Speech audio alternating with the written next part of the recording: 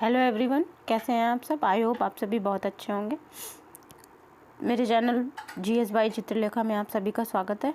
और यदि आप चैनल पर पहली बार आए हैं तो चैनल को सब्सक्राइब कर लीजिए और बेल आइकन प्रेस कर दीजिए, जिससे कि आने वाले नए वीडियोस की जानकारी आपको बराबर समय पर मिलती रहे।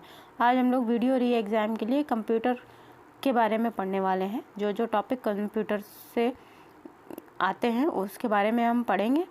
और ये क्लास मैं बाईलिंगुअल लेने वाली हूँ, जिससे कि हिंदी और इंग्लिश मीडियम दोनों बच्चों को आसानी रहेगी। वीडियो में 4 से 5 क्वेश्चंस आते हैं, तो उन्हीं से जुड़े हुए टॉपिक्स हम पढ़ेंगे आज। तो सबसे पहले हम पढ़ेंगे types of computer. Types of computer ये मुख्यतः 7 प्रकार के होते हैं, 7 टाइप्स। आप लोग मेरे साथ साथ लिखते चलिएगा, जिससे कि आपके जो नोट्स बन जाएंगे उससे आपको पढ़ने में आसानी रहेगी और आप लोग इसका रिवीजन बार बार कर पाएंगे, तो क्वेश्चन सही होने के चांसेस ज़्यादा होंगे। पहला है माइक्रो कंप्यूटर। माइक्रो कंप्यूटर क्या होता है? एक छोटे प्रकार का कंप्यूटर होता है। माइक्रो कंप्यूटर को हम लोग घर में यूज़ करते हैं, ऑफिसेस में यूज़ करते हैं। इसको ही डेस्कटॉप, लैपटॉप और मैकबुक बोला जाता है। अगला है मिनी कंप्यूटर। मिनी कंप्यूटर ये थोड़े बड़े आकार के कंप्यूटर होते हैं। इनका उपयोग मुख्यतः पेरोल, अकाउंटिंग और वैज्ञानिक प्रयोगों में किया जाता है और इनकी वर्ड लेंथ 32 बिट या इससे ज़्यादा होती है। तीसरे प्रकार का कंप्यूटर है main frame computer. Main frame computer बड़ी बड़ी कंपनियों, ऑफिस में सर्वर जो होते हैं उनके लिए उपयोग किया जाता है और इसमें कई सारे यूज़र जो हैं एक साथ लॉगिन कर सकते हैं। और जो मेन फ्रेम कंप्यूटर होते हैं इनकी जो मेमोरी होती है वो बहुत अधिक होती है। अगला है सुपर कंप्यूटर। सुपर कंप्यूटर क्या होता है? सुपर कंप्यूटर जो हमारे बहुत ही जटिल गणनाएं होती हैं उनको करने के लिए उपयोग किया जाता है। ये जनरली हम जो लोग हैं वो नहीं यूज़ करते हैं, बड़े बड़े संस्थानों के द्वारा इसका उपयोग किया जाता है। अगला है डिजिटल कंप्यूटर। डिजिटल कंप्यूटर क्या होते हैं? ये अंकों की गणना करते हैं और सभी बाइनरी अंकों के रूप में सुरक्षित। इसमें जितने भी डिजिटल कंप्यूटर हैं सभी आंकड़े इसमें बाइनरी अंकों के रूप में सुरक्षित रहते हैं और इसमें जो प्रोग्राम का डेटा होता है 0 to 1, जो भी डेटा दिया जाता है वो 0 to 1 में परिवर्तित कर दिया जाता है और 0 to 1 में इनपुट दिया जाता है और उनको इलेक्ट्रॉनिक फॉर्म में डिजिटल कंप्यूटर जो है परिवर्तित करते हैं। ठीक है। अगला है एनालॉग कंप्यूटर। एनालॉग कंप्यूटर क्या होता है? एनालॉग कंप्यूटर क्या होता है कि जो भौतिक राशियों को बड़े बड़े सादृश पक्षों में, जिसमें भी कहा जाता है, उसमें परिवर्तित करते हैं। जैसे हम लोग हाथ पर जो डिजिटल घड़ी बांधते हैं, ये भी एनालॉग कंप्यूटर का एक उदाहरण है। जो मोटरसाइकिल, बाइक पे, कार्स में ओडोमीटर जो लगा रहता है वो भी एक एनालॉग कंप्यूटर का उदाहरण है। अगला है क्वांटम कंप्यूटर। क्वांटम कंप्यूटर जो होते हैं ये परंपरागत कंप्यूटर की तुलना में बहुत बड़े बड़े होते हैं और अधिक सूचनाएं कूटबद्ध ये जल्दी कर सकते हैं। अगला है पार्ट्स ऑफ कंप्यूटर, मतलब कंप्यूटर में कौन कौन से पार्ट्स होते हैं उनके बारे में हम बात करेंगे। पहला होता है सीपीयू, जिसको हम सेंट्रल प्रोसेसिंग यूनिट कहते हैं। इसको हिंदी में भी यही कहते हैं, सेंट्रल प्रोसेसिंग यूनिट। अगला है मेमोरी यूनिट, इसको हम मेमोरी यूनिट ही कहते हैं, हिंदी में भी इसको मेमोरी यूनिट ही कहते हैं। और तीसरा है इनपुट यूनिट। चौथा है आउटपुट यूनिट। ये आप लोग नोट कर लीजिएगा। अब नेक्स्ट आता है जनरेशन्स ऑफ कंप्यूटर मतलब पहली पीढ़ियाँ, कंप्यूटर की जो पीढ़ियाँ हैं, पहली पीढ़ी के कंप्यूटर कैसे थे, हम उसके बाद अगली पीढ़ी के कैसे आए, अब हम उसके बारे में बात करेंगे। तो पहली पीढ़ी के जो कंप्यूटर थे इन्हें फर्स्ट जनरेशन कंप्यूटर बोला जाता है। ये देखिए, फर्स्ट जनरेशन कंप्यूटर बोला जाता है। इसमें क्या होता था? वैक्यूम ट्यूब लगी होती थी, वैक्यूम टाइप, इसलिए इनको वैक्यूम टाइप कंप्यूटर बोला जाता था। ये बहुत ही बेसिक कंप्यूटर होता था। ये सबसे पहला कंप्यूटर यही तैयार हुआ था। उसके बाद आता है second generation computer. Second generation computer में वैक्यूम ट्यूब के स्थान पर ट्रांजिस्टर का प्रयोग किया जाने लगा। ये ट्रांजिस्टर का प्रयोग किया जाने लगा। अगला है third generation computer. Third generation computer में क्या हुआ? थर्ड जनरेशन कंप्यूटर में इंटीग्रेटेड सर्किट, जिसे हम आईसी बोलते हैं, आईसी का प्रयोग होने लगा। तो आईसी वाले कंप्यूटर जो है थर्ड जनरेशन के कंप्यूटर कहलाए। फोर्थ जनरेशन के कंप्यूटर जो हैं सेमीकंडक्टर या माइक्रो प्रोसेसर के कंप्यूटर कहलाते हैं।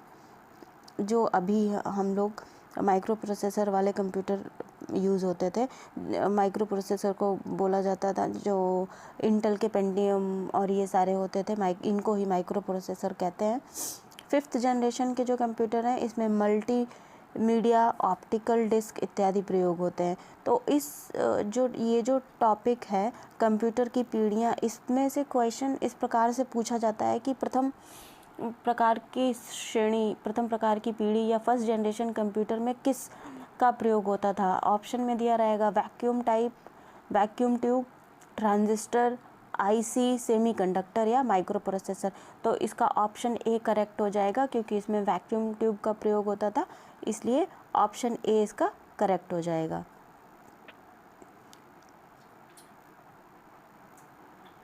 तो चलिए अब हम फिर वापस आते हैं कंप्यूटर के पार्ट्स पर, या कंप्यूटर के विभिन्न भाग जिसके बारे में अभी मैंने बताया था आपको, CPU, memory unit, input unit और आउटपुट यूनिट। अब हम इसको देखेंगे। तो सीपीयू क्या होता है? सीपीयू को फुल फॉर्म होती है सेंट्रल प्रोसेसिंग यूनिट। ये जो कंप्यूटर यूनिट होती है इसका मुख्य हार्डवेयर होता है। ये दो प्रकार का होता है, एक होता है कंट्रोल यूनिट और दूसरा होता है एएलयू यूनिट। ये आप लोग नोट करते चलिएगा। कंट्रोल यूनिट क्या होता है? ये सारी हार्डवेयर की क्रियाओं को नियंत्रित करता है। और एएलयू की पहले फुल फॉर्म नोट करिए, अर्थमेटिक लॉजिक यूनिट। ये क्या होता है? कंप्यूटर के जो भी गणितीय और तार्किक कार्य होते हैं, जो भी गणितीय इंस्ट्रक्शंस, जो मैथमेटिकल इंस्ट्रक्शंस हम देते हैं, वो कंप्यूटर एएलयू ही चेंज करके उसको इलेक्ट्रॉनिक फॉर्म में हमको दिखाता है। अगला है मेमोरी यूनिट। मेमोरी यूनिट में क्या होता है? मेमोरी यूनिट में सूचनाओं, जिसको हम इंफॉर्मेशन और इंस्ट्रक्शंस, अनुदेशों का भंडारण होता है और पुनरुद्धरण का कार्य किया जाता है। मतलब जो भी हम इंफॉर्मेशन और इंस्ट्रक्शंस सेव करते हैं कंप्यूटर में, और जब हमको वो चाहिए होता है, सर्च करते हैं, तो वो हमें मेमोरी यूनिट के द्वारा ही आउटपुट दिया जाता है। मेमोरी से ही हम वो इंफॉर्मेशन निकाल पाते हैं। अगला आता है, ये दो प्रकार का है, इंटरनल मेमोरी और एक्सटर्नल मेमोरी। मेमोरी दो टाइप की होती है, इंटरनल मेमोरी और एक्सटर्नल मेमोरी। इंटरनल मेमोरी को प्राइमरी मेमोरी कहते हैं, आंतरिक स्मृति, और एक्सटर्नल मेमोरी बाह्य स्मृति या अस्थायी मेमोरी कहलाती है। ठीक है, तो आंतरिक स्मृति जो होती है ये परमानेंट, मतलब इंटरनल मेमोरी मदरबोर्ड पे ही लगी रहती है, ये परमानेंट होती है। दो प्रकार की होती है, रोम की फुल फॉर्म नोट कर लीजिएगा, रीड ओनली मेमोरी। इसके नाम से ही पता चल रहा है कि इसमें हम कोई एडिटिंग नहीं कर सकते हैं, इसको केवल रीड कर सकते हैं। रैम, रैंडम एक्सेस मेमोरी, ये प्रमुख मेमोरी होती है और अस्थायी प्रकार की होती है। ये मदरबोर्ड पे लगी रहती है। रैम, मदरबोर्ड जो होता है हमारा, आईसी सर्किट जो होता है, उस पे रैम इंस्टॉल रहती है कंप्यूटर के, और इसकी क्षमता का आकार ऐसे होता है 256 MB, 512 MB, 1 GB, 2 GB। अभी जैसे हम लोग एंड्रॉयड फ़ोन ख़रीदते हैं, तो जब हम फ़ोन लेने जाते हैं तो हमें बताया जाता है कि फ़ोन की रैम कितनी है, 1 GB रैम है, 2 GB रैम है, और कंप्यूटर में 10 GB की रैम है। ऐसे ये उसी रैम की बात कर रहा है। अब एक्सटर्नल मेमोरी में जैसे हम लोग हार्ड डिस्क जो उपयोग करते हैं, DVD भी एक्सटर्नल मेमोरी है, CD, फ्लॉपी, पेन ड्राइव, ये सारे एक्सटर्नल मेमोरी होती हैं। कि जैसे जब हमें कोई डेटा सेव करना होता है तो हम पेन ड्राइव में सेव कर लेते हैं और एक जगह से दूसरी जगह कैरी करके ले जा सकते हैं। इस तरीके से हम अपना डेटा सेव कर लेते हैं, और जब हमें चाहिए होता है तो हम अपनी पेन ड्राइव कंप्यूटर में कनेक्ट करते हैं और अपना काम कर लेते हैं। तो ये सारी चीज़ जो हैं एग्जाम्पल एक्सटर्नल मेमोरी के हैं। अगला है data input devices. Data input devices जो होती हैं, इनका प्रयोग मुख्यतः इनपुट देने के लिए किया जाता है, जैसे keyboard, mouse, scanner, OMR, optical mark reader, barcode reader, track ball, joystick. ये सारी चीज़ें जो हैं इनपुट डिवाइसेस कहलाती हैं। कहने का मतलब ये है, जैसे कीबोर्ड होता है, जब हमें कोई URL टाइप करना होता है या हम MS वर्ड पे काम करते हैं तो हम क्या करते हैं कि अपना जो भी हमें टाइप करना होता है, इंस्ट्रक्शन देना होता है, तो हम कीबोर्ड और माउस के ज़रिए देते हैं। तो उसके बाद वो जो भी इंफॉर्मेशन हम देते हैं वो कंप्यूटर में प्रोसेस होती है और फिर हमें वो मॉनिटर पर दिखती है। तो इनपुट डिवाइसेस के द्वारा हम अपनी क्वेरी देते हैं कंप्यूटर को। ठीक है। अगला है आउटपुट डिवाइसेस। आउटपुट डिवाइस क्या होती हैं? आउटपुट डिवाइसेस जैसे कि जो अब इनपुट देने के बाद हमें कंप्यूटर पर कुछ सामने दिखना भी तो चाहिए। जो हमने क्वेरी डाली है उसको हमें रिज़ल्ट भी तो आना चाहिए। तो जो डिवाइसेस हमको स्क्रीन पर दिखाती हैं और जो भी इंफॉर्मेशन हम देते हैं उसका जो हमें डेटा मिलता है उसको हम आउटपुट डिवाइसेस कहते हैं। जैसे मॉनिटर है, आउटपुट डिवाइस है, प्रिंटर है, आउटपुट डिवाइस है। ठीक है। और मॉनिटर को ही हम विजुअल डिस्प्ले यूनिट कहते हैं। मॉनिटर 3 प्रकार के होते हैं। CRT, cathode ray tube, cathode ray tube, ये आप लोग नोट कर लीजिएगा। कैथोड रे ट्यूब आप लोगों को पता होगा, जो पहले बड़े बड़े मॉनिटर होते थे वाइट कलर के, ब्लैक कलर के, जिनके पीछे लंबा सा निकला रहता था, पीछे बहुत सारा स्पेस रहता था, उनमें कैथोड रे लगी रहती थी। तो वो बड़ी सी जो कैथोड रे होती थी, इसीलिए उनके साइज़ भी बड़े होते थे। अगला है LCD, इसको कहते हैं liquid crystal display. Liquid crystal display, तो जो लिक्विड क्रिस्टल डिस्प्ले होता है, जो LCD मॉनिटर्स अभी हम यूज़ कर रहे हैं ज़्यादातर लैब्स में, अपने घर पे लैपटॉप्स में, ये LCD होते हैं। अगला है LED, light emitting diode. Light emitting diode LED, जैसे आपने टीवी देखा होगा, आपके घर में यदि LED टीवी होगा, उसमें क्या होता है, पिक्चर बहुत एक्स्ट्रा क्लियर आती है। बस यही खासियत होती है और कुछ खास नहीं। नेक्स्ट है प्रिंटर।